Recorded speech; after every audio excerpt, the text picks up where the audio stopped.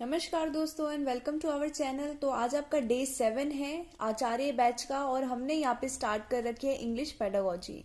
आज इस वीडियो के अंदर कौन से हमें टॉपिक कवर करने हैं एक बार उनका ओवरव्यू देख लेते हैं। हमें पढ़ना है यहाँ पे पैराफ्रेजिंग, इसके बाद हमें पढ़ना है नोट टेकिंग, नोट मेकिंग। दोनों टर्म्स एक जैसी हैं लेकिन डिफरेंस दोनों के अंदर है और कई बार यहीं से क्वेश्चन आ जाता है कंफ्यूज करने के लिए।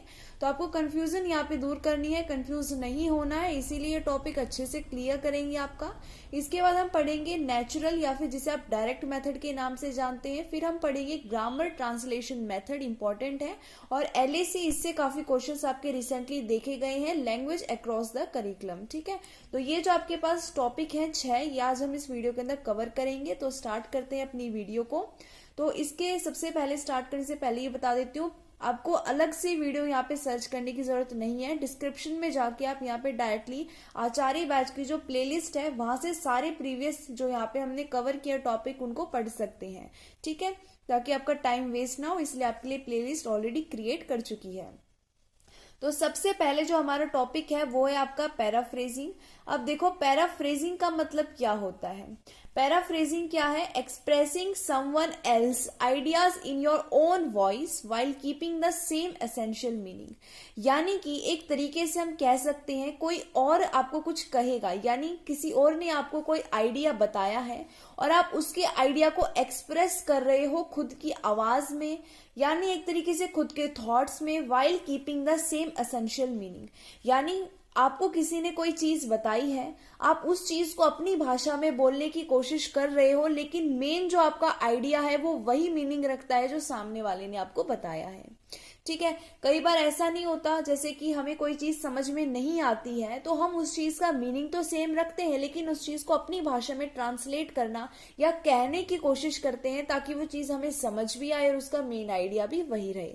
बहुत बार ऐसा होता है, कोई पैरा गिवन है और आपको कह देंगे कि आपके अनुसार इस पैराग्राफ में क्या बताया गया है।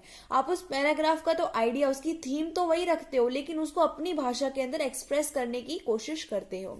इसी को बोलते हैं पैराफ्रेजिंग, यानी किसी और के आइडिया को अपनी भाषा में बोलना या लिखना, लेकिन उसका मीनिंग वही रखना, उसको बदलना नहीं है हमें। ठीक है, इसके बाद नोट टेकिंग की बात करते हैं, फिर बात करेंगे नोट मेकिंग की। ठीक है, तो यहाँ पे अगर इस टॉपिक के अंदर देखते हो तो दो यहाँ पे शब्द हैं, एक है नोट और दूसरा है टेकिंग। तो नोट को एक बार यहाँ से हटा दो और दूसरे में बोल रखा है नोट मेकिंग। वहां पे भी नोट है, यहाँ पे भी नोट है।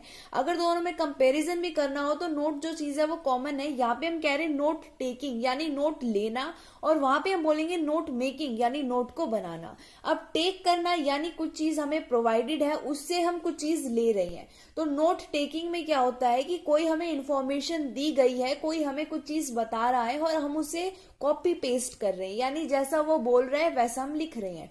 जैसे हमारी क्लास में कई बार टीचर होते हैं, बोलते हैं मैं हम बोलेंगे तुम लिखो। ठीक है, वो लिखवाते नहीं है ब्लैक बोर्ड पे, बोलते हैं कि हम रिसाइट करेंगे और तुम्हें लिखनी है चीजें। तो हम क्या करते हैं, हम सुनते हैं और जैसा वो बोलते हैं उसको कॉपी पेस्ट करने की कोशिश करते हैं। तो नोट टेकिंग क्या होता है, एक ऐसी प्रैक्टिस है जिसमें हम रिकॉर्ड कर रहे होते हैं, एक तरीके से लिख रहे होते हैं या डायरेक्टली रिकॉर्ड कर रहे होते हैं वो सारी इंफॉर्मेशन जो हमें प्रोवाइड की जा रही है अलग अलग सोर्सेज से या प्लेटफॉर्म से। ठीक है, कई बार ऐसा होता है जैसे स्कूल के अंदर कोई आपको यहाँ पे एक वीडियो के जरिए या प्रेजेंटेशन, कोई पीपीटी दिखा दी आपको टीचर ने क्लास के अंदर, उसके बाद बोला है कि अपने नोट्स बना लो, तो आप वहां पे नोट टेकिंग कर रहे हैं क्योंकि आपको एक सोर्स प्रोवाइड किया है, टीचर ने एक प्लेटफॉर्म दे दिया है जिससे आप कॉपी पेस्ट कर रहे हो चीजों को, यानी आप नोट को ले रहे हो, टेक कर रहे हो सामने से। ठीक है, तो इसमें क्या होता है, हम चीजें कॉपी पेस्ट कर देते हैं, अपनी तरफ से कुछ चीजें ऐड यहाँ पे हम नहीं कर रहे होते हैं। थोड़ी बहुत लैंग्वेज अगर हम जैसे टीचर बोल रहा होता है हम नहीं लिख पाते साथ साथ, तो हम इधर उधर से देख के चीजें कॉपी पेस्ट करने की कोशिश करते हैं, इसी को हम कहते हैं नोट टेकिंग। अब इसमें क्या होता है, अक्सर हमने देखा है नोट टेकिंग हम तब करते हैं जब क्लासरूम में होते हैं, जब टीचर हमें लेक्चर दे रहा होता है। हम क्लासरूम में करते हैं जब टीचर क्या दे रहा होता है, लेक्चर दे रहा होता है। अगर टीचर लेक्चर दे रहा है तो हम उसको लिखते हैं और हम कॉपी पेस्ट कर रहे होते हैं अपने टीचर की बातों को। ठीक है, जो चीज हमें समझाई जा रही है, जैसे हमें समझाई जा रही है वैसे हम उसको कॉपी पेस्ट कर रहे होते हैं। अब इसमें क्या होता है, हमारी इन्वॉल्वमेंट इंपॉर्टेंट होती है। अगर आप वहां पे एक्टिव ही नहीं हो, इन्वॉल्व ही नहीं हो क्लासरूम में जिस समय लेक्चर दिया जा रहा है, तो आपको समझ में ही नहीं आएगा क्या चीज लिखनी है, क्या चीज बताई जा रही है। तो इन्वॉल्वमेंट तो इंपॉर्टेंट है। अब आप सुनकर अपने कानों में जब आपको सुनाई देगा तभी तो आप चीजों को लिखोगे, यानी इससे क्या होगा, आपकी जो लिसनिंग स्किल्स है वो इंप्रूव होंगी। ठीक है, तो इससे क्या होगी, आपकी लिसनिंग स्किल्स इंप्रूव होंगी, क्योंकि जितना आप सुनोगे उतना आप कॉपी पेस्ट वहां पे करने की कोशिश करोगे। तो नोट टेकिंग में आपको इंपॉर्टेंट ये याद रखना है कि नोट टेकिंग में अक्सर हम क्या करते हैं, कॉपी करते हैं, और अक्सर इसका इस्तेमाल हम करते हैं लेक्चर के दौरान, ठीक है, क्योंकि यहां से क्वेश्चन आ जाता है। इसके बाद हम चलते हैं नोट मेकिंग की तरफ। नोट टेकिंग में तो हमने कॉपी पेस्ट कर लिया, अब नोट मेकिंग में क्या करेंगे, तो मेकिंग का मतलब होता है बनाना। वहां से हमने चीजें ली, वहां से हमने टेक करी, कॉपी पेस्ट करके लेकर आए हम अपने घर में अपनी कॉपी में, लेक्चर के दौरान हमने चीजें टीचर की कॉपी पेस्ट कर दी। अब हम घर में आ गए, अब हम क्या करेंगे, अपनी भाषा के अंदर जो भी आपने आइडियाज, जो भी चीजें टीचर की कॉपी पेस्ट करी थी, उन सबको एक ऑर्गेनाइज्ड वे में लगाएंगे, हम उनको सिंथेसाइज करेंगे, यानी देखेंगे हमें क्या क्या चीजें अपनी नोट के अंदर लिखनी है, कैसे चीजों को हम कनेक्ट करेंगे, कैसे हम चीजों को समझेंगे और समराइज करेंगे। ये आता है नोट मेकिंग में, ठीक है। नोट टेकिंग में तो बस देख के लिख दी चीजें, लेकिन नोट मेकिंग में क्या करेंगे, नोट टेकिंग में देख के लिखी चीजें, नोट मेकिंग में हम चीजों को समराइज करेंगे, अपनी भाषा में समझने की कोशिश करेंगे, फिर उसको लिखेंगे। तो इसमें क्या होता है, हम नोट बनाते हैं, लेकिन किसकी लैंग्वेज में, हम कॉपी पेस्ट नहीं कर रहे हैं। अब की बार हम खुद की लैंग्वेज में नोट को बनाने की कोशिश करेंगे। तो हम अपनी लैंग्वेज में बनाएंगे, हम सारी जो भी आइडियाज हमने इकट्ठे किए अलग अलग सोर्सेज प्लेटफॉर्म से, उनको सिंथेसाइज और कनेक्ट करेंगे।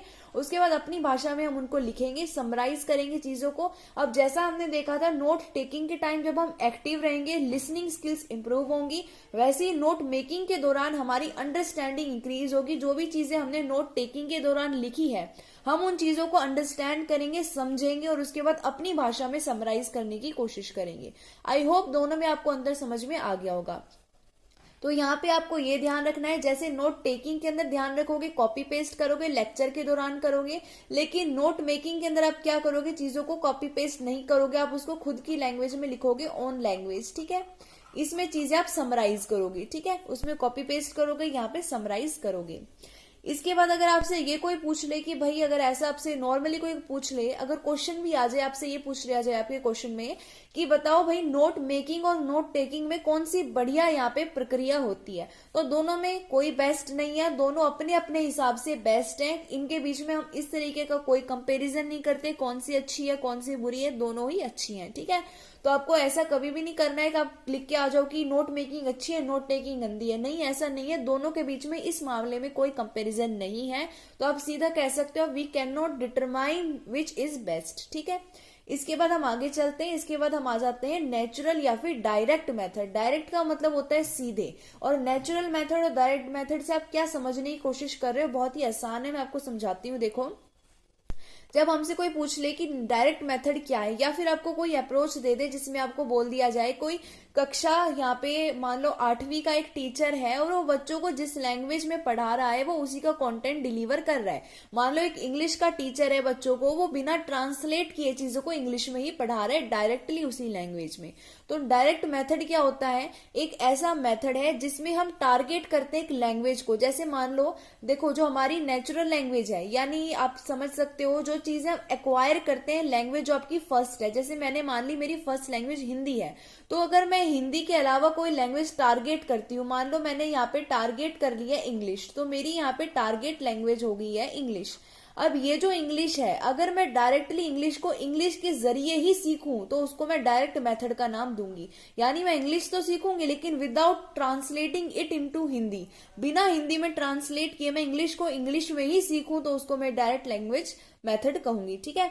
तो ये क्या है, एक लैंग्वेज टीचिंग मेथड है, अक्सर इसमें हम लैंग्वेज को सिखाते हैं। इसमें क्या होता है, using the target language, no translating allowed, यानी पूरी तरीके से सोरली, यानी हम पूरी तरीके से टारगेट लैंग्वेज का ही इस्तेमाल करेंगे, कोई ट्रांसलेशन नहीं करेंगे और सीधी उसी लैंग्वेज में चीजों को डिलीवर करेंगे। तो इससे कैसे क्वेश्चन आ सकते हैं, जैसे मैंने अभी एग्जाम्पल दिया था, आपको ऐसा क्वेश्चन दे देंगे कि मान लो सुषमा एक 7th क्लास की टीचर है और वो बच्चों को इंग्लिश का कॉन्टेंट, इंग्लिश लैंग्वेज का कॉन्टेंट इंग्लिश में ही पढ़ा रही है, कोई ट्रांसलेट नहीं कर रही है उस चीज को, तो बताओ वो कौन सा मेथड यहाँ पे यूज कर रही है। तो वहां पे ट्रांसलेशन मेथड, डायरेक्ट मेथड, कई मेथड के नाम देगा, तो वो कौन सा मेथड होगा, वो आपका नेचुरल या फिर डायरेक्ट मेथड होगा, ठीक है, जहां पे टारगेट लैंग्वेज को उसी लैंग्वेज में पढ़ाया जाएगा। तो अब नेक्स्ट मेथड की तरफ चलते हैं, जो है ग्रामर ट्रांसलेशन मेथड। अब ग्रामर से हम समझते हैं व्याकरण, ट्रांसलेशन से हम समझते हैं एक चीज को दूसरी लैंग्वेज में बदलना, और मेथड यानी कौन सा यहाँ पे हम प्रक्रिया इस्तेमाल करने वाले हैं।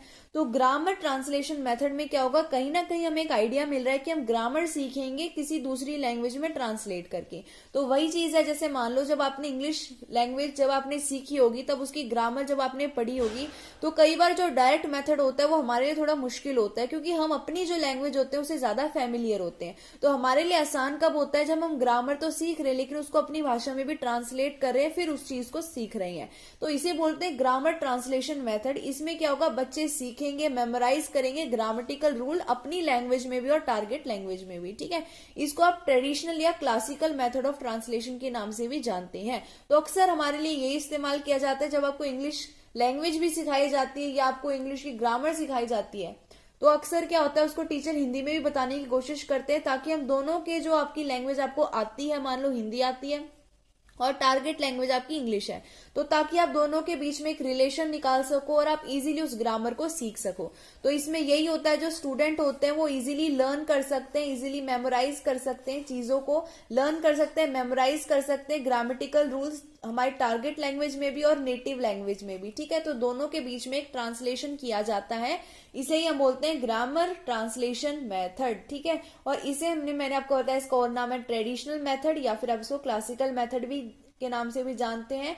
इसमें हम क्या कर रहे हैं, ग्रामर सीख रहे हैं, लेकिन कैसे सीखेंगे, ठीक है, एक मिनट।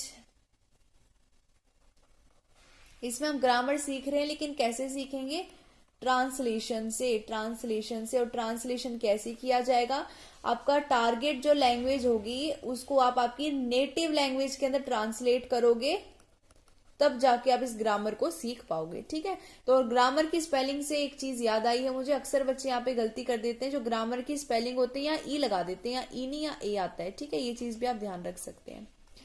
इसके बाद चलते हैं आगे। अब हम पढ़ेंगे LAC। ये इंपॉर्टेंट टॉपिक है, यहाँ से रिसेंटली काफी क्वेश्चंस देखे गए हैं। LAC का सबसे पहले फुल फॉर्म पता होना चाहिए, language across the curriculum. Curriculum पाठ्यक्रम जो आपका होता है, इसके अंदर हमें लैंग्वेज भी पढ़ाई जाती है, जैसे आपको हिंदी पढ़ा रहे होंगे, संस्कृत पढ़ा रहे होंगे, आपको इंग्लिश पढ़ाई जा रही होगी, ठीक है।